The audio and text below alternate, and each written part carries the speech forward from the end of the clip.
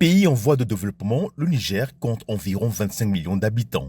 À l'instar des autres pays du monde et de l'Afrique en particulier, il est confronté au fléau de la corruption et de l'enrichissement illicite qui affecte surtout son développement économique. Dans la sphère économique, nous savons tous que le plus petit service que vous allez demander à un employé de l'État, un employé public, le plus souvent, ce service est subordonné à des bakchiches, à des dessous de table, à des ceci, à des cela, qui ne sont pas prévus par la réglementation, qui ne sont pas prévus par la loi. Mais c'est comme cela que les choses se passent.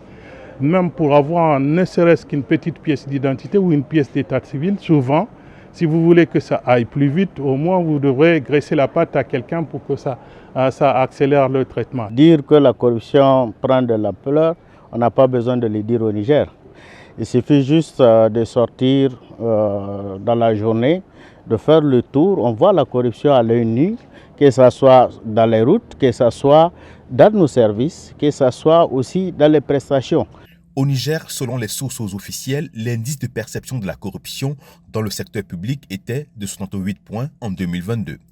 En effet, la corruption et l'enrichissement illicite se manifestent sous différentes formes, par différentes manières, à travers le pays. Mieux encore, les contrevenants sont de plus en plus astucieux. Aujourd'hui, si tu as l'argent, un papier que tu peux faire au Niger, en moins d'une semaine, si tu as l'argent, tu peux le faire en 24 heures. Plusieurs fois, c'est comme ça. Tant que tu as quelque chose à soumettre, on te le fait le même jour. Si tu n'as pas quelque chose, on ne te regarde même pas. J'ai été victime plusieurs fois. Je prends par exemple la corruption active où des gens par exemple à la recherche que ce soit d'un travail ou à la recherche d'un autre moyen peuvent corrompre en réalité l'agent public, et il y a une sorte de corruption où c'est l'agent public en réalité qui demande au retour pour un service, pour une prestation de service de l'État qui doit être une prestation qui est gratuite, qui doit être faite selon les formes, et qui demande en réalité quelque chose en retour. Donc vous avez ce genre de corruption, et aujourd'hui, en plus de ça, au niveau international, la question des détournements est devenue comme une forme de corruption. On a la corruption dans la passation des marchés publics ou de la commande publique. En plus des différentes inspections ou encore l'agence judiciaire de l'État, voire même le pôle économique et financier du ministère de la Justice, le Niger a dû créer il y a de cela quelques années plusieurs autres mécanismes et structures de lutte contre la corruption.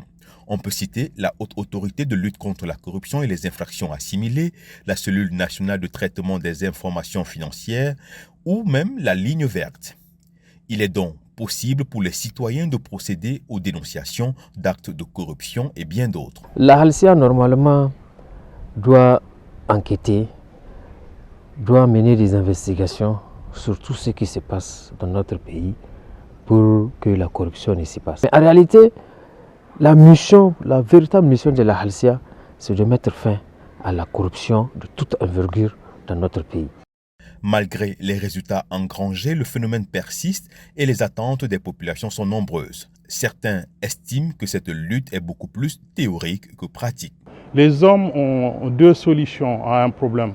La pédagogie, c'est-à-dire l'instruction, le fait de donner du savoir, le fait de donner du sens, le fait de donner du civisme à la population, donc l'éduquer.